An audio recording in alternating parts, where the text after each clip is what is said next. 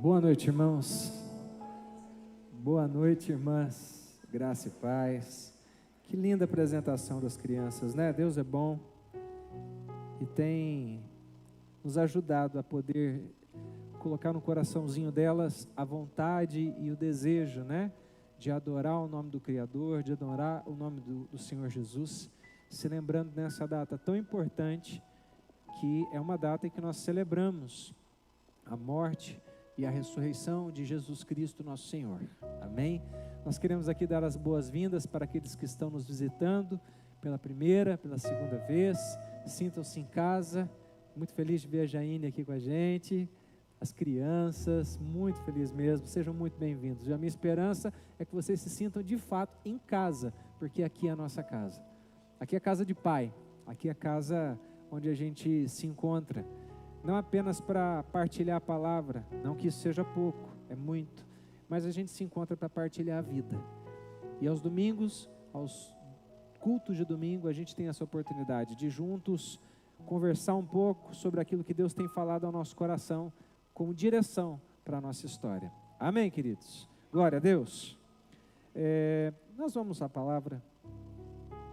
Quero que você, hoje à noite, de forma reverente, mas alegre, né? Porque às vezes a gente fala de reverência e a gente confunde reverência com tristeza, né? Ser reverente é ser respeitoso, mas nada impede com que a gente esteja alegre na casa do Senhor. Amém? Peço que você abra a sua Bíblia comigo, lá em Atos dos Apóstolos, capítulo 2, versículo 23. Atos dos Apóstolos, capítulo 2, versículo 23. Quem for encontrando, vai dando glória a Deus.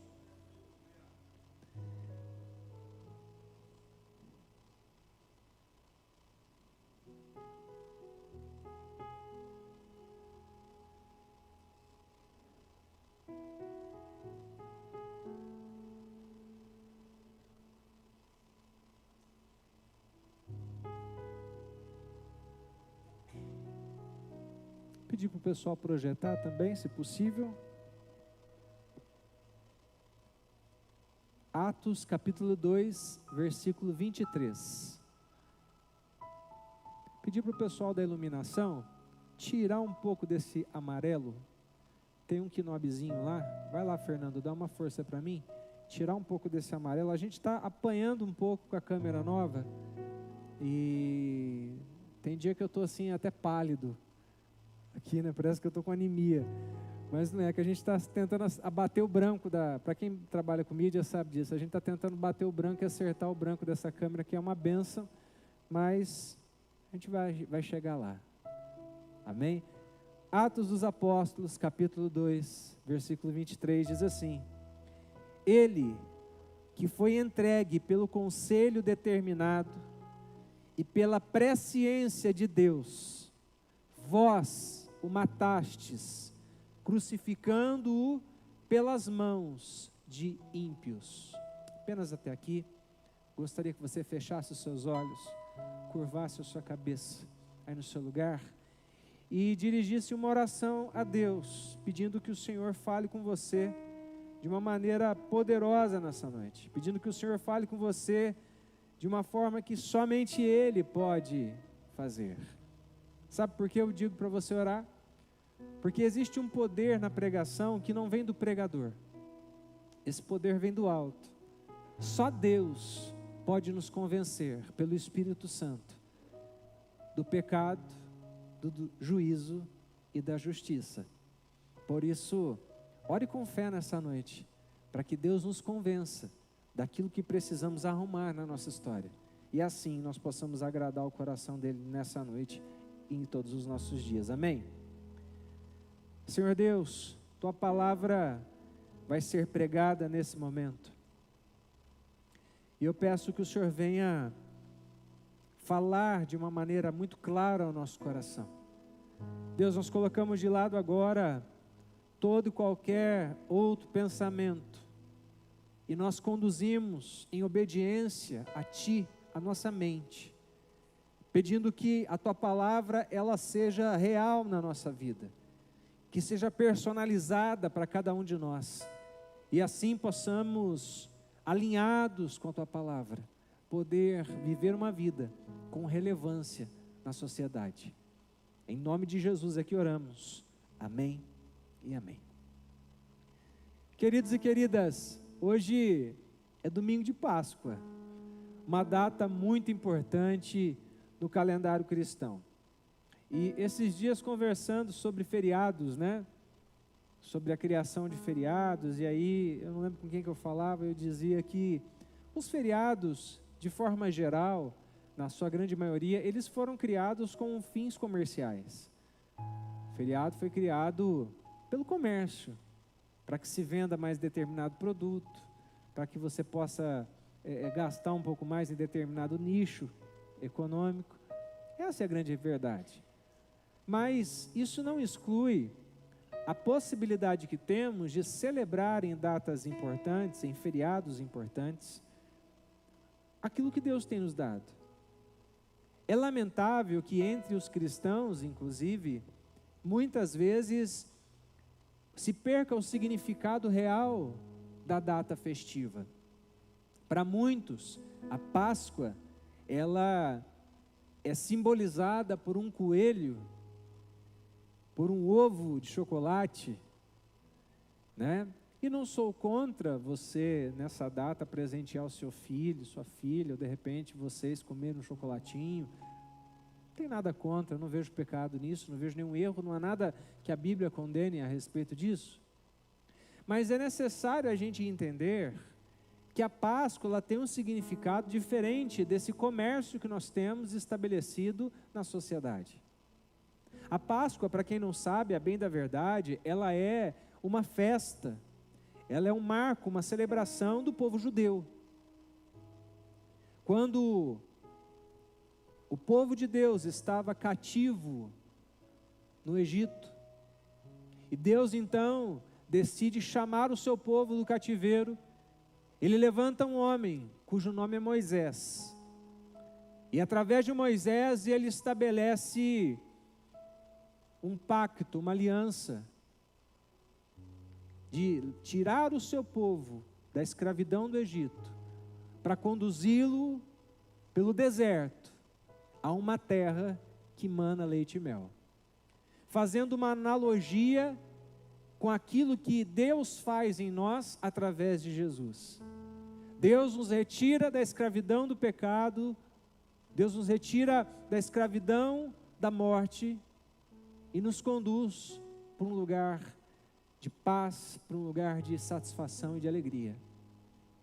E quando Deus ele decide tirar o povo do Egito, perceba que o povo fica no Egito tem várias cronologias, tá? Mas alguns trabalham com 400 anos, outros trabalham com 430, mas vamos ficar com 400 anos, tá? Era tempo para chuchu. E eles ficaram 400 anos, então, na terra do Egito, vivendo suas vidas ali. Eles se aculturaram no Egito. Então você imagina, uma família que sai do Japão, vem para o Brasil, e se acultura ao Brasil, e depois da terceira, quarta, quinta geração, eles já estão acostumados a comer no Brasil arroz com feijão, feijoada, cuscuz, estão acostumados a comer leitoa, estão acostumados a comer torresmo, coisa de brasileiro. E aí, por algum motivo, eles têm que voltar para o Japão. Quando eles voltam para o Japão, eles são japoneses com cultura de brasileiro. Consegue me entender? O povo de Israel estava dessa maneira. O povo de Israel estava aculturado ao Egito, acostumado com as coisas do Egito, inclusive com o panteão de deuses que existia no Egito. E Deus então se revela a Moisés na sarça ardente e diz a ele: você vai ser o libertador, você vai tirar o meu povo do Egito. E quando Deus decide fazer isso, Ele passa a desafiar Faraó, humilhando cada um dos seus deuses. Então nós temos as 10 pragas, e cada uma das pragas é para Deus humilhar um Deus, com D minúsculo, do panteão egípcio. E na última praga, Deus ele diz assim: eu quero que vocês, o meu povo, sacrifiquem um cordeiro.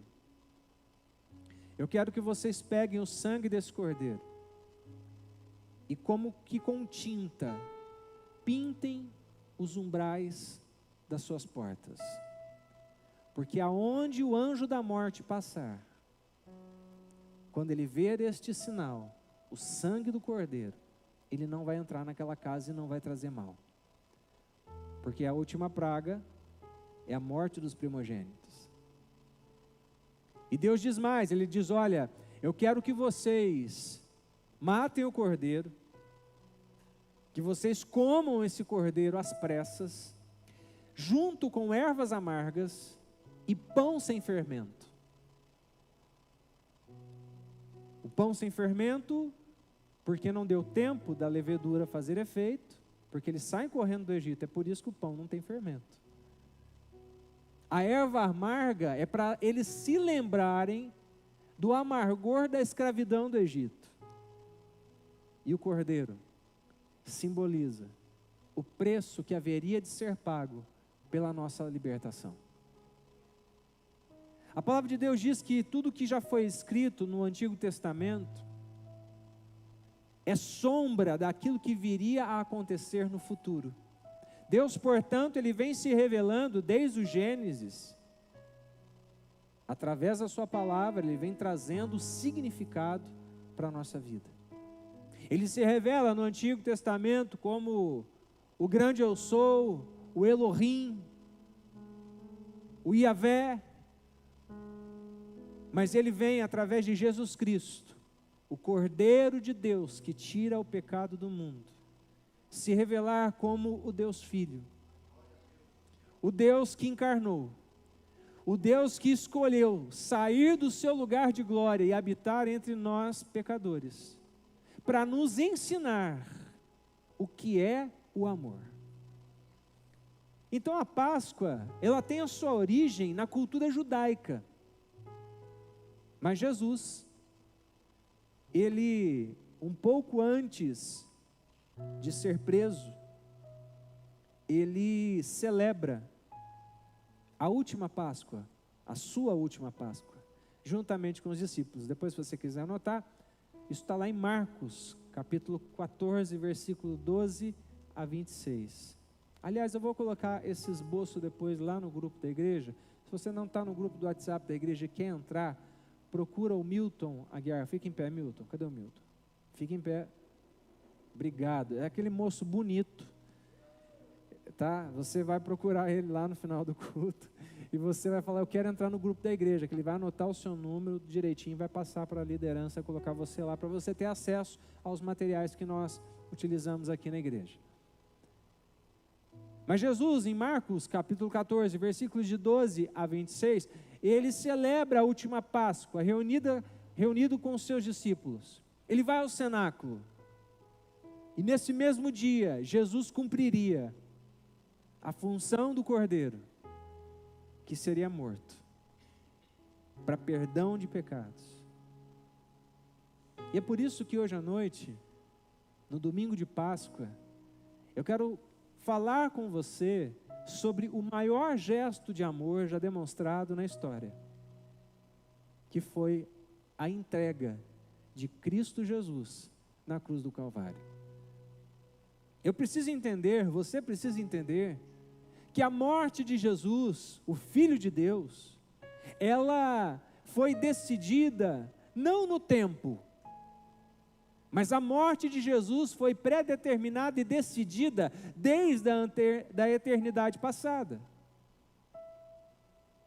Apocalipse capítulo 13, versículo 8, diz que Jesus foi morto desde a criação do mundo. Portanto, a morte de Jesus não foi um acidente. A morte de Jesus foi uma agenda de Deus em resposta ao amor que Ele tem pela humanidade. E é por isso que João vai escrever no capítulo 3, versículo 16, que Deus amou o mundo de tal maneira que enviou o seu Filho unigênito, para que todo aquele que nele crer não pereça, mas tenha vida eterna. A cruz, portanto, estava incrustada no coração de Deus, muito antes dela ser erguida no Gólgota. Cordeiro de Deus foi morto desde a fundação do mundo. Na mente e nos decretos de Deus, a morte de Cristo já estava lavrada desde a eternidade. É preciso entender isso, porque muitos olham Jesus como vítima. A judiação de Jesus. Oh, Jesus. Você precisa entender isso, meu querido, você precisa entender isso, minha querida. Jesus não foi para a cruz porque ele não tinha outra escolha. Ele foi para a cruz porque ele te ama, porque ele me ama, porque ele decidiu, porque ele escolheu. Cristo não foi arrastado à força para a cruz, ele veio ao mundo com esse objetivo, para morrer no meu e no seu lugar. Ele veio para cumprir o seu propósito. Ele caminha para a cruz como um rei caminha para a sua coroação. Ele mesmo diz aos seus algozes: o poder que vocês têm, vocês só têm porque meu Pai lhe deu. Ninguém toma a minha vida, eu mesmo oferto, eu mesmo entrego a minha vida por amor a vocês. Na sua morte, Cristo estava glorificando tanto a si mesmo, como ao Pai. O menino da manjedoura, que nós celebramos no Natal, estava destinado a ser o homem de dores na cruz do Calvário. Jesus, portanto, ele sabe desde a eternidade que o propósito dele seria vir à terra, nascer da Virgem Maria, como diz o credo niceno, padecer sob Pôncio Pilatos, ser morto, crucificado e assunto aos céus, assentado à direita de Deus Pai, de onde há de julgar vivos e mortos. Ele cumpriu o seu propósito e continua cumprindo todas as vezes que nós o reconhecemos como nosso Senhor. Em segundo lugar, a morte de Cristo, ela foi voluntária. A morte de Cristo não foi constrangida. Gálatas capítulo 2, se o pessoal quiser colocar no telão, para ajudar. Gálatas capítulo 2, versículo 20, diz assim: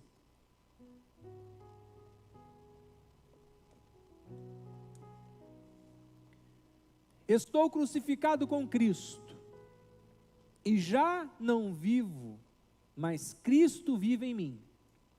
Agora, a vida que vivo na carne, vivo-a na fé do Filho de Deus, que me amou e a si mesmo se entregou por mim. Ele mesmo escolheu a cruz.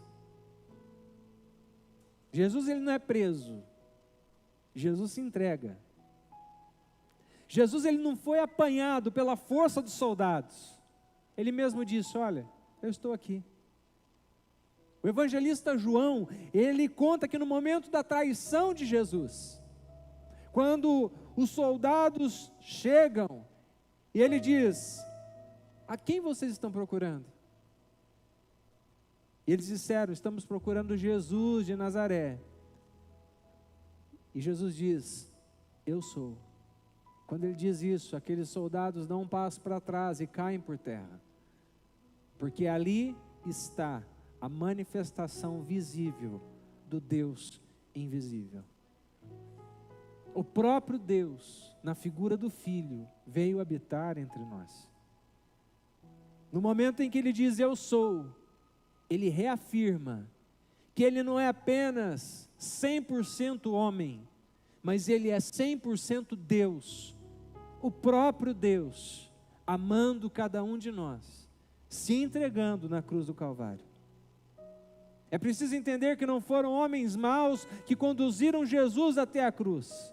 Não, foi o próprio Cristo que se entregou voluntariamente. E Ele escolhe sofrer o Gólgota, ter o seu corpo ferido, ter sido humilhado, carregando uma cruz pesada que não era dele, porque Ele simplesmente escolheu nos amar. Isaías capítulo 53, versículos de 1 a 12, diz que o próprio Deus, o Pai, o feriu. Ele é chamado de o ferido de Deus, porque apenas o sacrifício de um Cordeiro Santo poderia nos perdoar. Perdoar do quê, pastor? Eu sou uma pessoa boa? Talvez você esteja se perguntando. Eu pago as minhas contas, eu sou um bom marido, eu sou uma boa esposa, talvez algumas estão pensando. Glória a Deus por isso. Mas é fato que desde que nossos primeiros pais pecaram no Éden, desde Adão e Eva, nós nascemos em pecado. Os humanos foram manchados com essa pecaminosidade. E temos um peso duplo de pecado sobre nós. Temos primeiro o pecado original, que muito embora não tenhamos culpa, ele existe. E é o pecado original que nos inclina para tudo aquilo que não presta. Você já viu que é difícil fazer coisa boa, mas é facinho fazer coisa errada? Ou não? O coração do homem é inclinado para aquilo que não presta. Isso é por quê? Porque o pecado original, ele afeta o coração do homem, do ser humano. E por conta de estarmos afetados pelo pecado original, nós então temos os nossos pecados pessoais. Os pecados que eu cometo todo dia, que eu tenho que me arrepender, que eu tenho que crucificar Ele na cruz, que eu tenho que dizer, eu não quero mais ter esse pensamento, eu não quero mais ter essa atitude, eu não quero fazer mais isso, eu não quero mais agir dessa maneira. Porque foi por esses pecados que Jesus morreu no Calvário. Ele se entregou porque Ele nos ama. Em terceiro lugar, a morte de Jesus foi substituta. Ela foi vicária. A morte de Jesus não foi um martírio. Alguns veem Cristo como um mártir. Não, um mártir é um herói apenas. Jesus é muito mais do que um herói. Ser um mártir é muito pouco para Cristo.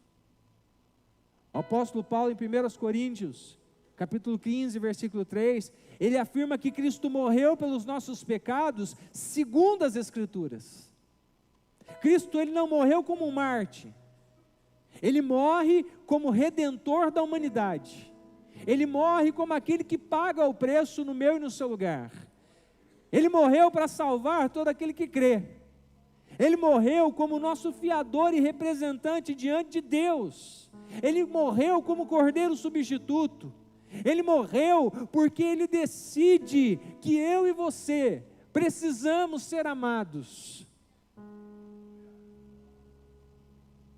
Não há amor maior do que esse, do que dar a própria vida em favor dos seus amigos. Ele morreu a nossa morte, para que pudéssemos viver a sua vida.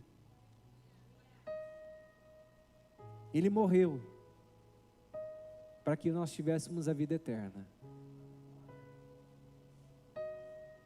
Jesus é o Cordeiro de Deus, que tira o pecado do mundo.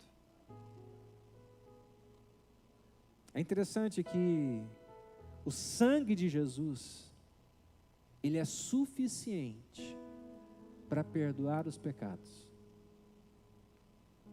Tanto o pecado original, quanto os pecados pessoais. Mas é interessante também nós nos lembrarmos que se Cristo tivesse apenas morrido na cruz e não tivesse ressuscitado, a obra estaria incompleta. Porque se Ele é 100% homem e 100% Deus, Deus não morre. Deus não está morto. E a Bíblia diz que ao terceiro dia, Ele o ressuscita. Deus Pai o ressuscita dentre os mortos. E por conta dessa ressurreição, eu posso crer. Por conta dele viver, eu posso crer, como diz a canção. Porque Ele vive, eu posso crer no amanhã. Porque Ele vive, já não há mais temor. Ele ressuscita dos mortos, rompendo de uma vez por todas com laços da morte. Porque foi impossível que a morte o retesse. E Ele vive está.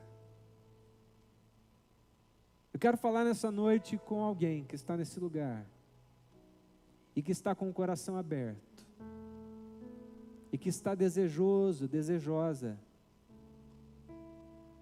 de permitir com que Deus entre no seu coração. E talvez alguns pensem, olha, para mim não tem mais jeito, eu já fui longe demais, eu já caminhei longe demais e para mim não tem mais maneira ou forma de eu me reconciliar. Não há mais como Deus me aceitar. E eu preciso te dizer que não importa quão longe você tenha ido, não importa o tamanho do teu pecado, não importa quão errado você esteja, o Senhor te ama e Ele quer te salvar. Tudo que você precisa fazer é se entregar a Ele. Eu gostaria que você entendesse que o Deus que ressuscitou seu Filho, Jesus Cristo, é o Deus, como cantamos hoje, que fez promessas e é um Deus de promessas, que cumpre promessas. E a promessa dele para o seu povo é de um futuro certo, cheio de esperança, cheio de paz. Ele diz ao profeta, e através do profeta Isaías: eu que sei os pensamentos que tenho a respeito de vós, pensamentos bons, pensamentos de paz, para lhes dar um futuro certo. E o nosso futuro não é determinado pelas coisas que temos nessa terra. O nosso futuro, ele é determinado pelo quanto de entrega eu tenho colocado nas mãos dele. O teu destino, o meu destino, não é a lápide fria de um cemitério, de uma tumba. O nosso destino, o destino do povo de Deus é a eternidade com Cristo. Há uma vida após a morte. Porque para aqueles que estão em Cristo Jesus, não há morte, o que há para nós é uma promoção. Quando passamos desse plano para a eternidade, é aí que de fato a vida começa, é aí que de fato começamos a viver tudo que Deus tem planejado para nós. Eu amo esse Deus, porque Ele escolheu me amar, mesmo quando eu não merecia. Eu disse no início dessa mensagem que existe um milagre que somente Deus pode fazer, que é nos convencer do pecado, que é nos convencer do juízo, que é nos convencer da justiça. Porque eu não posso fazer isso por ninguém. E para mim o maior milagre não é quando o coxo anda, não é quando o cego enxerga, não é quando o câncer é curado. não é quando uma enfermidade terrível é curada. Para mim, o maior milagre que pode acontecer na vida de um homem ou de uma mulher é ter convicção de pecados. E consciente desses pecados, de que eu não sou tão bom assim, reconhecer que eu preciso de ajuda, reconhecer que eu preciso de Cristo. E quando isso acontece, eu descubro que se eu tenho Cristo, eu tenho tudo. Nada mais me falta. Porque eu fui perdoado. Talvez você ainda lute com o seu passado.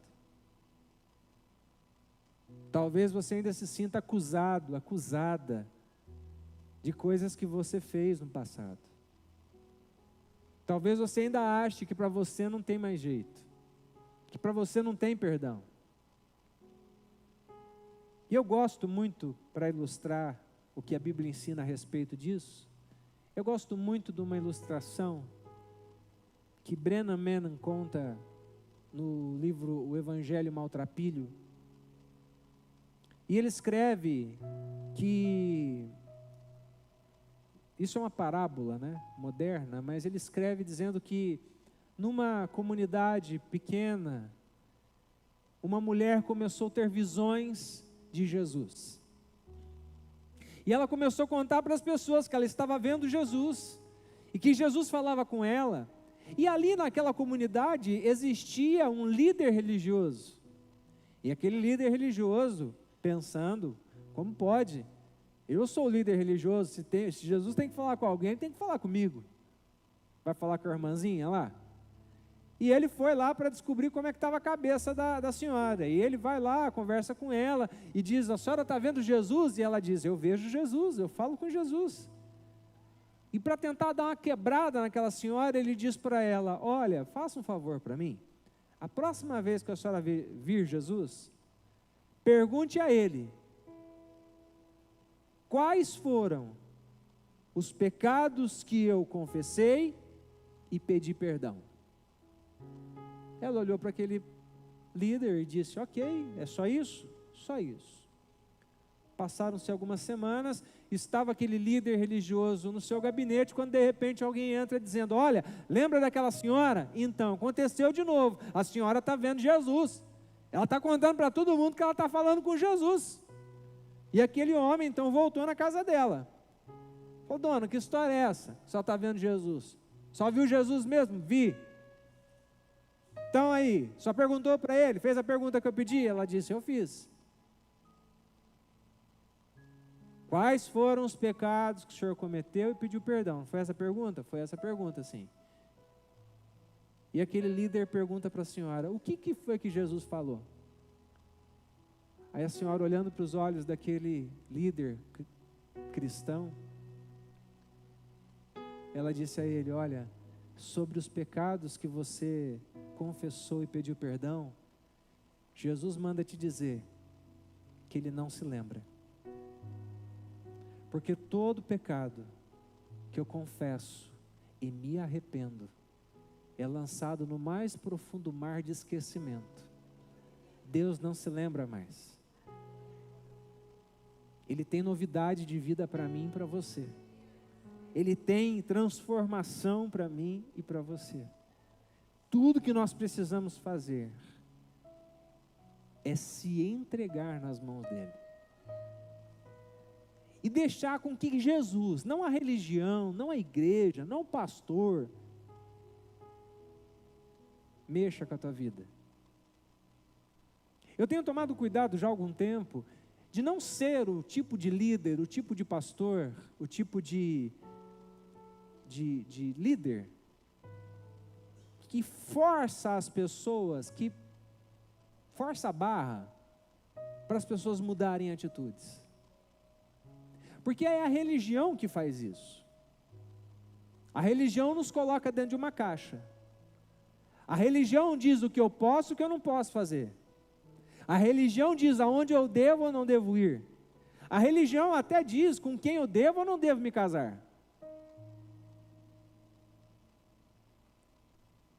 Mas quando eu olho para as Escrituras, eu vejo um Deus que nos ama tanto, a ponto de nos dar liberdade para escolher o que a gente vai fazer com a nossa vida. É por isso que eu tenho acreditado com todas as minhas forças e tenho visto frutos nisso, que é o Espírito Santo quem convence, que é Ele quem muda a nossa história, que é Ele que vai tratar os pecados que eu tenho. Ora, se Ele tem problema com uma atitude que eu tenho, Ele vai falar comigo, e Ele vai me mudar, Ele vai me transformar, porque afinal de contas, se eu entreguei a minha vida a Ele, e se a vida que eu vivo não é mais a minha, mas a vida de Cristo, Ele vai me transformar, Ele vai me mudar. A gente precisa entender que é Cristo quem muda a nossa história. A igreja não muda, a denominação não muda, o pastor não muda, o ambiente em que eu estou não muda. Quem muda a minha vida é Jesus. Talvez esse seja um dos grandes problemas da nossa geração. Nós temos uma geração religiosa demais. Uma religião que gosta de quatro paredes, que gosta de igreja, que gosta de cacique, que gosta de um líder que diga o que você pode e o que você não pode fazer. Uma geração preguiçosa, que não quer se relacionar com o Deus Todo-Poderoso, e que quer ficar na dependência de um homem ou de uma mulher, que vai dizer o que você deve ou você não deve fazer. Deus nos chama a desenvolver um relacionamento profundo com Ele, com a sua palavra. E na maioria das vezes, nós não crescemos nessa palavra, nós não crescemos nesse relacionamento, porque somos preguiçosos. Porque a gente tem tempo para assistir horas e horas de séries na TV. Mas a gente não tem tempo para passar em secreto com o nosso Pai. Sabe por que alguns têm uma intimidade profunda com Cristo e outros não? Porque o preço da intimidade é o tempo que eu passo na presença dEle. Já percebeu, quando você conhece alguém, quanto mais próximo você fica, mais íntimo você é? Não é assim? A turma do jiu-jitsu vai entender isso aí. Quando a gente se conheceu, estava todo mundo meio assim, ia rolar meio, não sei quem que é isso aqui não. Dali um tempo, já estava todo mundo se abraçando, porque fica íntimo. Com Jesus é a mesma coisa. É a mesma coisa. Se eu me relacionar com Ele, se eu viver para Ele, eu vou ter essa convicção de que eu fui de fato perdoado. A palavra de Deus diz no Evangelho de João, capítulo 6, versículo 37, que aquele que vai a Cristo, de modo algum, é lançado fora. Nessa noite eu quero te convidar a ir a Jesus. Não ir a Ele como Jesus histórico. Não ir a Ele como Jesus que é apenas um profeta. Mas ir a Cristo como Senhor e Salvador da humanidade. Como Deus que se revela na terra. Eu quero convidar você nessa noite a colocar a tua vida nas mãos de Deus. Quando eu digo que a religião pode pouco fazer por nós, quando eu digo que a igreja não tem muito a fazer a respeito das nossas mudanças, eu não quero dizer que a igreja não seja importante, até porque seria uma incoerência, porque nós estamos aqui na igreja. Sim ou não? Mas eu preciso te dizer que aqui é só uma parte de algo muito maior que a gente tem que fazer. A reunião de domingo é um momento em que a gente se encontra como família para a partilha da palavra, para cantarmos louvores ao Senhor juntos. Porque a palavra de Deus nos ensina que o culto público é importante. Mas a gente não termina o culto. A gente encerra a reunião, porque o culto continua. E eu quero convidar você nessa noite a começar um culto que nunca mais vai acabar. Quando eu rendo a minha vida, quando eu me entrego a Cristo por completo, o culto começa e não acaba nunca mais. Você poderia se colocar em pé no seu lugar?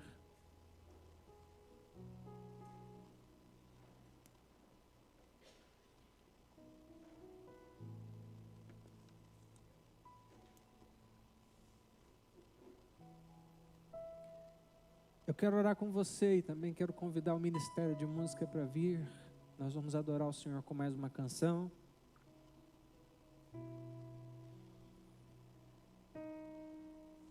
Mas eu quero te convidar a tomar uma decisão nessa noite, porque eu preciso te ensinar algo, se você ainda não aprendeu. Todo culto, olha para mim aqui agora, ó. Todo culto, toda reunião, eu tenho que tomar decisão. Porque se eu não decidir, a gasolina que você gastou para chegar aqui, você jogou fora.